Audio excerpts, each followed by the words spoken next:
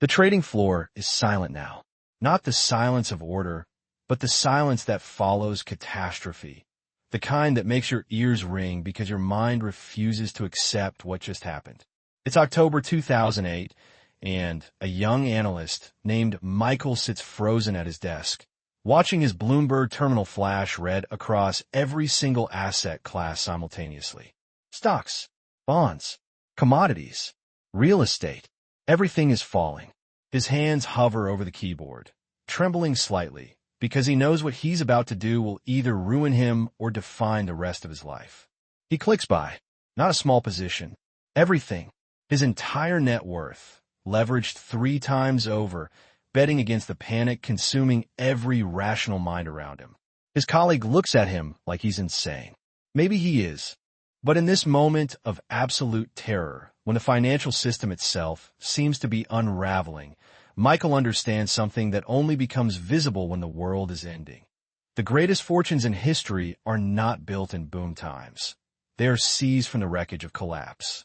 Here is the question that will haunt this story, that perhaps should haunt every person watching this right now. When everyone around you is losing everything they have, when the experts are paralyzed by fear, when the very ground beneath the economy cracks open, is it moral to profit from that suffering? Or is it simply the ancient law of nature reasserting itself? The transfer of wealth from those who panic to those who prepare, from the fearful to the clear-eyed? Because make no mistake, we are standing at the edge of another such moment. The signs are everywhere, converging like storm systems on a weather map. And most people are looking at their screens, scrolling mindlessly, utterly unaware that the greatest wealth transfer in human history is about to begin. Not might begin, will begin. And you have a choice to make right now about which side of that transfer you'll be on. The pattern is older than modern finance itself. It's written into the DNA of every economic system humanity has ever created, from the tulip mania of 1637 Amsterdam to the railroad bubbles of the 1800s, from the roaring 20s to the dot-com frenzy, from the housing bubble to the everything bubble we're living through right now. The cycle never changes, only the names of the assets and the faces of the victims. First comes the boom, that intoxicating period when everyone believes the rules have changed, when new technologies or new monetary policies or new financial instruments convince otherwise rational people that prices can only go up.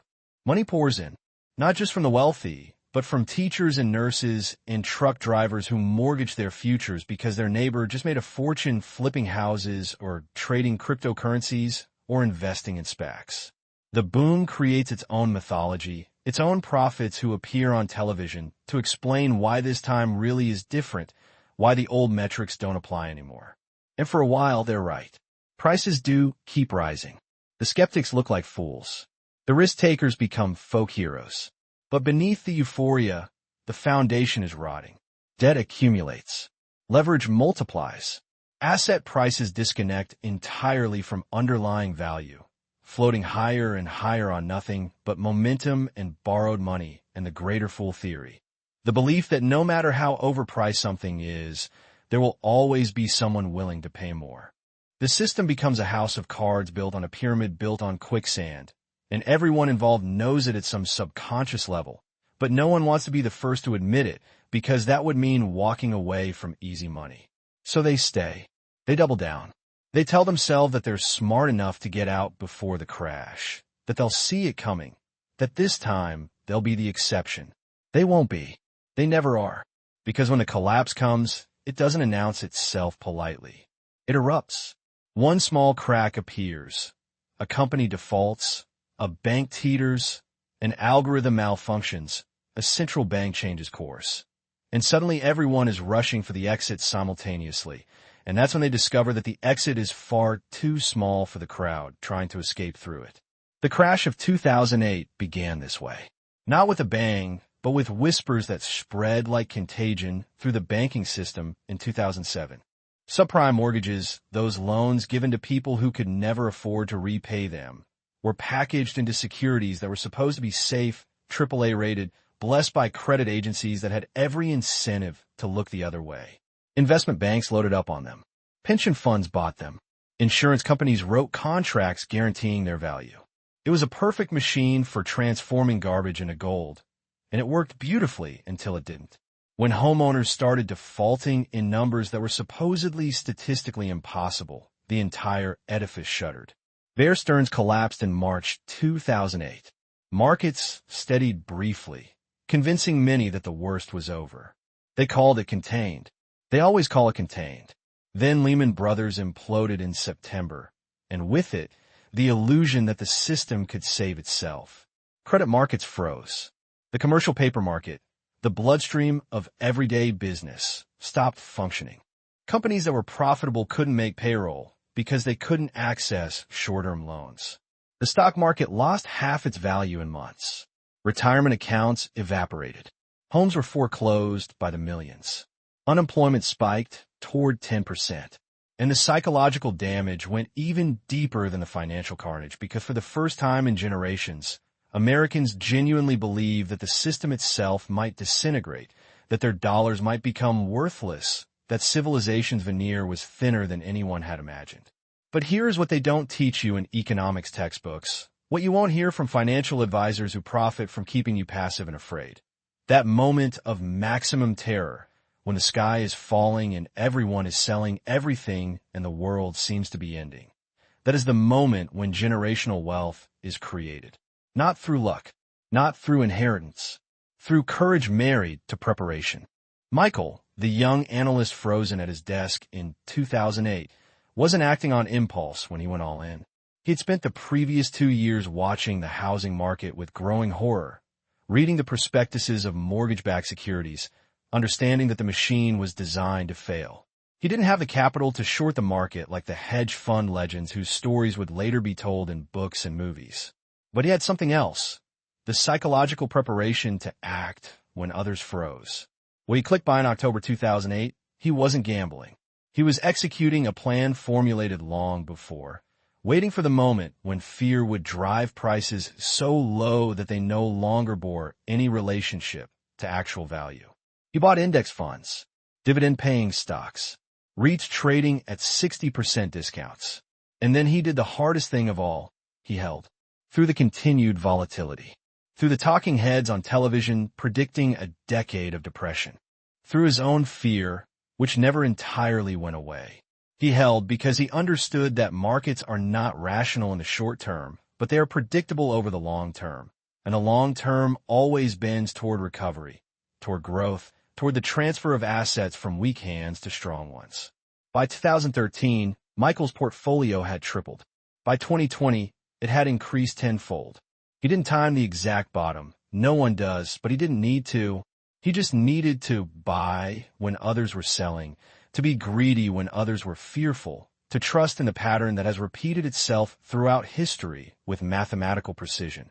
After every collapse comes a recovery, and those recoveries shower wealth upon those who position themselves correctly. This is not theory. This is documented reality. After the Great Depression, investors who bought in 1932 and held through the 1940s saw returns that seem almost fictional today. After Black Monday in 1987, when the market lost 23% in a single day, those who bought in the chaos and held were rewarded beyond measure. After the dot-com crash of 2000, patient investors who accumulated quality companies at reasonable prices built fortunes. After 2008, the same pattern played out again, so perfectly that it feels like the universe is teaching the same lesson over and over to anyone willing to learn it. And yet, most people don't learn. They panic every time. They sell at the bottom. They stay in cash waiting for certainty that never comes. And they watch, bewildered and resentful, as others become wealthy seemingly through magic, when really it's just the willingness to do what feels impossible in the moment.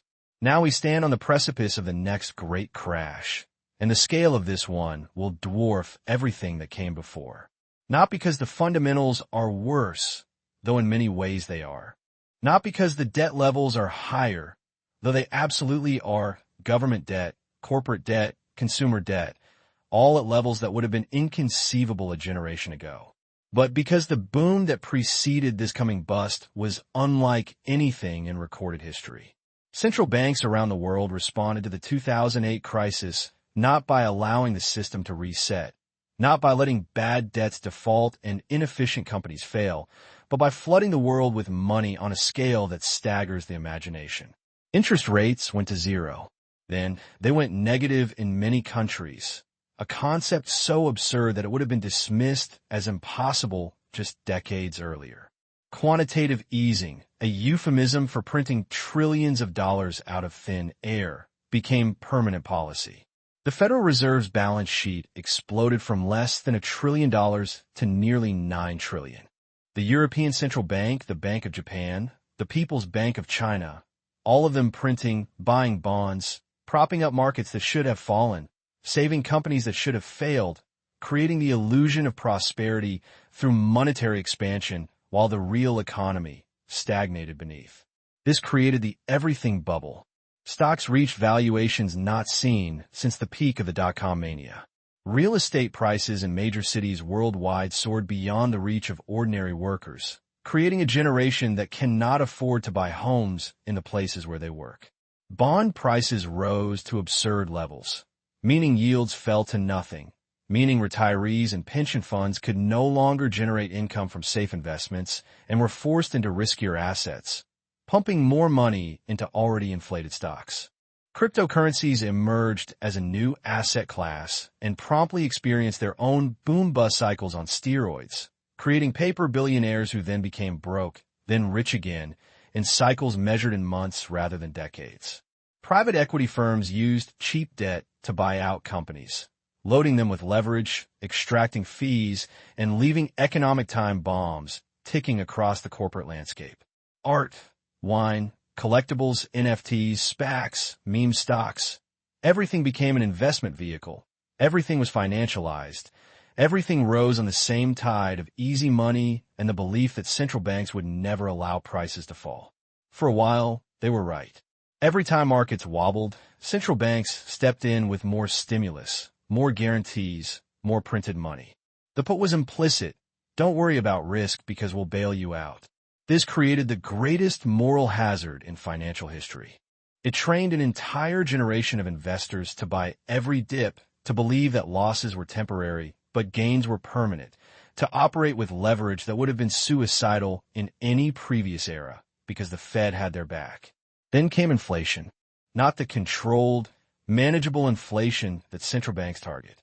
Real inflation, the kind that erodes purchasing power noticeably month by month, the kind that forces central banks to choose between their twin mandates, price stability or maximum employment. They can't have both when inflation is roaring. So they raise interest rates. They drain liquidity from the system. They essentially reverse all the policies that created the bubble. And in doing so, they ensure that the bubble must pop. This is where we are right now. Interest rates have risen from near zero to levels not seen in over a decade. The housing market is already cracking, with home sales falling dramatically as mortgages become unaffordable. Corporate bankruptcies are rising.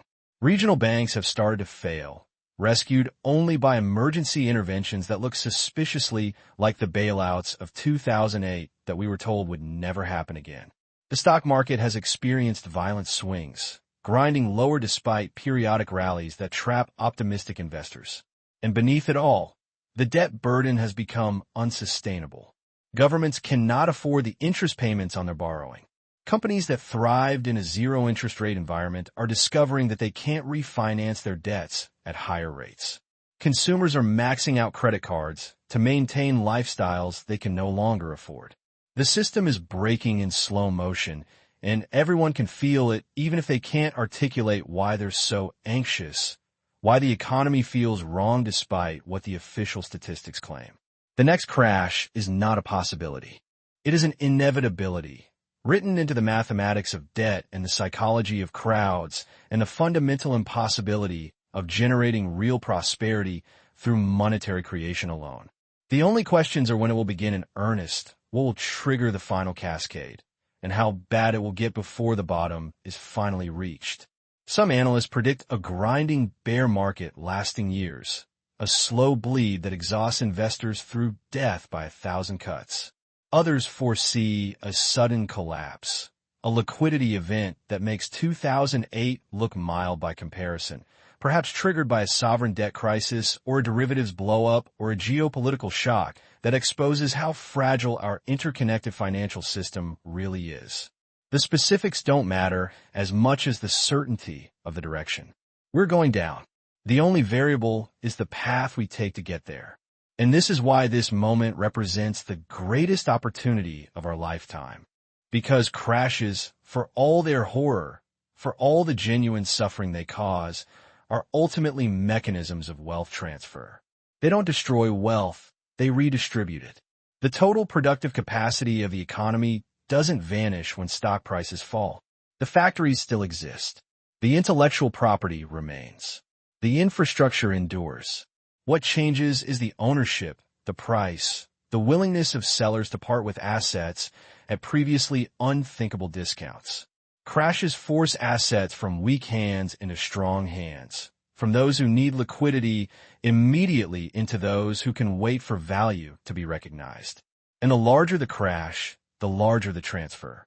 In 2008, somewhere between $10 and $15 trillion of household wealth evaporated in the United States alone. But it didn't evaporate equally. Working-class families lost their homes, their savings, their futures. Meanwhile, investors with capital and courage bought those foreclosed homes at auction, bought the stocks that everyone else was dumping, positioned themselves to capture the recovery that they knew, not hoped but knew, would eventually come. By the time markets recovered in the 2010s, wealth inequality had widened dramatically, not because of some conspiracy, but because of the simple fact that crashes favor those who understand them. The coming crash will be the same, only more so. The wealth transfer will be measured in tens of trillions globally. Entire asset classes will be repriced.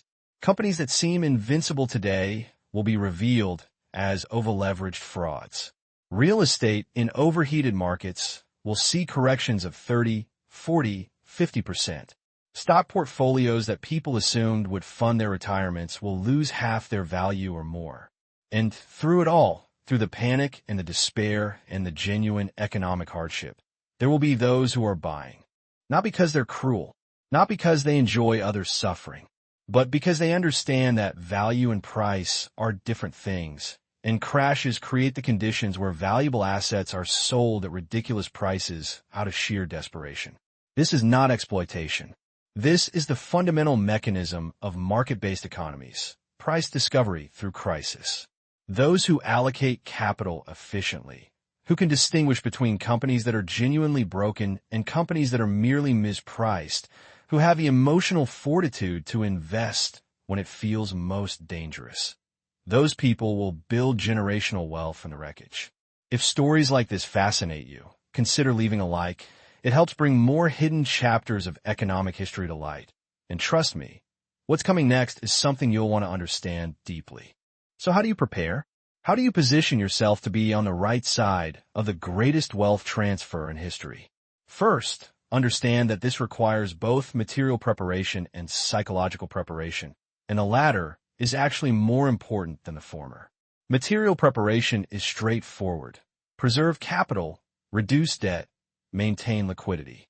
If you own assets that are overvalued, stocks trading at 50 times earnings, rental properties that no longer produce positive cash flow, speculative cryptocurrencies, consider selling now while there are still buyers. Not everything, not all at once, but systematically de-risk your portfolio, because the worst thing you can do in a crash is be forced to sell at the bottom. Hold cash or cash equivalents or treasury bonds that will hold value when everything else is falling. This sounds boring. It is boring. But boring is what allows you to be exciting later, when everyone else is panicking and you're able to deploy capital into assets that are suddenly cheap. The goal is not to time the exact top and bottom. That's impossible, and trying to do so will drive you insane. The goal is to have resources available when the crash happens, whenever that is, so that you can act while others are frozen. But the psychological preparation is harder and more essential. You need to condition yourself now, before the crash, to understand what it will feel like when it happens. It will not feel like an opportunity. It will feel like the apocalypse. The news will be uniformly terrible. Unemployment will be rising. Companies will be going bankrupt. Your neighbors will be losing their jobs. Your own portfolio, even if you prepared, will show losses that make you nauseous. The experts on television will be predicting a decade of depression, a new normal of poverty, the end of American prosperity. Your family will think you're crazy for investing.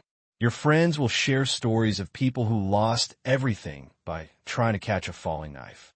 Every psychological instinct you have will be screaming at you to sell, to preserve what you have left, to wait for things to stabilize. And that is precisely when you need to buy. Not with money you need next month or next year. Not with your emergency fund, but with capital you've set aside specifically for this moment. Capital you can afford to lock up for 5 or 10 years if necessary.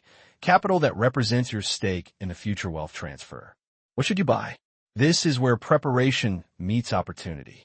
In every crash, there are assets that are genuinely broken. Companies that were fraudulent, business models that no longer work, sectors that are in permanent decline. These you avoid. But then there are quality assets that are being sold indiscriminately simply because everything is being sold. Blue chip companies with real earnings, real products, real competitive advantages that will survive the recession and emerge stronger when their over-leveraged competitors fail. Real estate in markets with strong fundamentals, job growth, population growth, limited supply, that has been beaten down by panic and forced liquidation. Index funds that represent the broad economy, which will recover because the economy always recovers, even if it takes years. These are not exotic plays. They're not get-rich-quick schemes. They're simply good assets bought at crisis prices, held until rationality returns, then either held longer because they're producing income or sold when they've appreciated to fair value. The strategy is almost offensively simple. The difficulty is in the execution, in forcing yourself to act when it feels most dangerous, in overcoming the fear that is hardwired into human psychology, specifically to keep you from taking risks when the environment seems threatening. Look at the history of every major crash, and you'll see the same names appearing in the aftermath as the winners.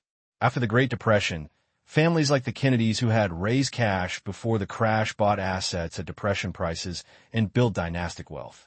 After the 1970s stagflation, investors who bought stocks when they were trading at single-digit price-to-earnings ratios captured the entire bull market of the 1980s and 1990s. After 2008, hedge funds and private equity firms who raised capital to deploy in the crisis ended up owning huge swaths of American real estate and controlling stakes in companies that they bought for pennies on the dollar. Blackstone, the private equity giant, built much of its current empire by buying real estate in 2009 and 2010 when everyone else was convinced the market would never recover. Carl Icahn, the activist investor, deployed billions into distressed debt and beaten down stocks, then watched his portfolio soar as the recovery took hold. These weren't lucky guesses. These were calculated bets made by people who understood that crashes are temporary but quality assets are permanent, that psychology drives prices in the short run, but fundamentals win in the long run. The same opportunity will present itself again, soon, and on a scale that will dwarf previous crashes because the bubble that precedes it is the largest in history. Think about what's possible. If you deploy capital when the S&P 500 has fallen 40% from its peak and hold for the subsequent recovery, you're likely to see your investment triple or quadruple over the following decade. If you buy real estate when forced sellers are liquidating and hold through the recovery, you'll not only capture appreciation, but also generate rental income that provides cash flow for decades. If you identify companies that are fundamentally sound, but trading at crisis valuations because they're in temporarily out-of-favor sectors, you could buy stakes in businesses that will define the next era of economic growth. The mathematics of this are not complicated. Buy $1 of value for 50 cents.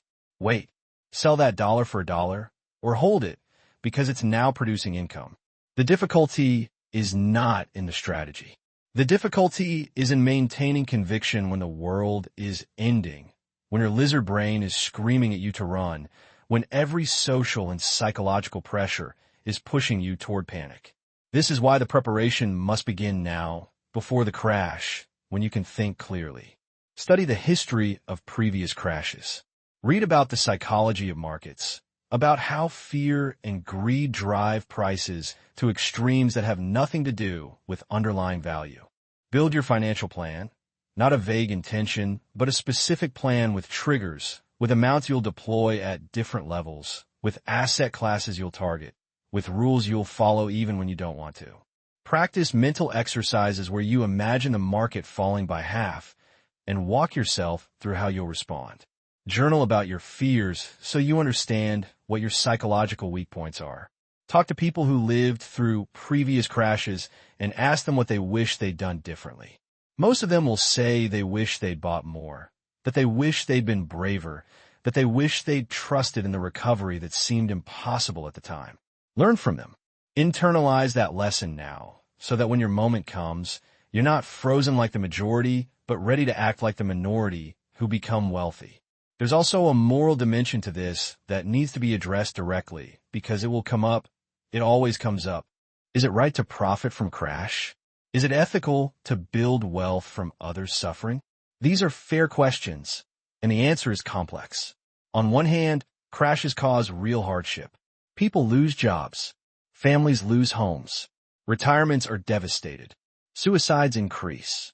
Mental health crises multiply. The suffering is not abstract. It's real, measurable, devastating. And yes, those who profit from crashes are benefiting from that suffering in some sense. But this is where we need to separate the moral from the emotional. Crashes happen whether you profit from them or not. The wealth transfer occurs whether you participate or abstain. Your choice is not between a crash happening or not happening. That's beyond your control, driven by systemic forces far larger than any individual. Your choice is whether you'll be a passive victim of the crash or an active participant in the recovery. And here's the crucial point. When you buy assets in a crash, you're not taking them from widows and orphans at gunpoint. You're providing liquidity when liquidity has vanished. You're offering a price when there are no other buyers. You're taking risk when everyone else is fleeing risk. This serves an economic function. It helps establish a bottom. It enables price discovery. It provides exits for those who desperately need to sell. Without buyers and crashes, there is no market at all, just a spiral into zero. Moreover, the alternative, sitting on the sidelines, preserving your own capital but refusing to deploy it, doesn't reduce suffering. It just means someone else will buy the assets instead of you, someone who may or may not be more deserving or more moral. The crash happens either way. The transfer happens either way. You're simply choosing which side of it you want to be on. And there's something to be said for the idea that wealth in the hands of thoughtful people who understand its fragility might be better than wealth in the hands of those who see it as entitlement. At least, that's one way to rationalize it. The truth is probably that crashes are immoral phenomena, natural disasters of the financial system, and attaching too much moral significance to either participating or abstaining is a mistake. What matters more is what you do with the wealth you build. Do you use it constructively? Do you create jobs, support communities, invest in innovation? Or do you hoard it, exploit it, use it to extract rather than create? The morality is in the use, not in the acquisition during a crisis. But all of this is still theoretical until the crash actually happens. And so we return to the question of timing. When will it begin? What will trigger it? The honest answer is that no one knows for certain. Markets can remain irrational longer than you can remain solvent, as the saying goes. The everything bubble could persist for months or even years more, inflating further through some combination of central bank reversals, government stimulus, or just sheer momentum. Predicting the exact timing is a fool's errand, and many people have gone broke being correct about direction but wrong about timing. What we can say with confidence is that the preconditions are all in place. The debt levels, the asset valuations, the central bank policy reversal, the slowing economy, the geopolitical instability, the social unrest. All the ingredients are mixed. The fuse is lit. We're just waiting for the explosion. And when it comes, it will likely be sudden, triggered by some event that seems small in retrospect, but serves as the catalyst for a cascade of failures that the system cannot contain. It could be a bank failure that reveals hidden losses throughout the financial system. It could be a sovereign debt crisis in a major economy. It could be a geopolitical shock, a war, a pandemic, a cyber attack that disrupts critical infrastructure. It could be an algorithmic trading error that triggers a cascade of automated selling. It could be a corporate bankruptcy that exposes how many other companies are similarly vulnerable. It could be a real estate crash in a major market that undermines confidence globally. The specific trigger doesn't matter as much as the recognition that when highly leveraged, interconnected systems come under stress, failures compound. One default leads to another. One forced sale drives prices lower, triggering more forced sales. Fear becomes self-fulfilling. Credit markets seize up. Liquidity vanishes. And what began as a small crack becomes a chasm. Michael, our analyst from 2008, is older now, wealthier, more experienced. He's been watching the current environment with a familiar sense of déjà vu, that feeling of having seen this movie before and knowing how it ends. He's raised cash again. He's reduced leverage. He's prepared a list of companies he wants to own, sectors he wants to expose himself to, price levels that would trigger buys. He's not panicking. He's not gleeful. He's simply ready, because he knows that crashes, for all their terror, are gifts to those who prepare for them.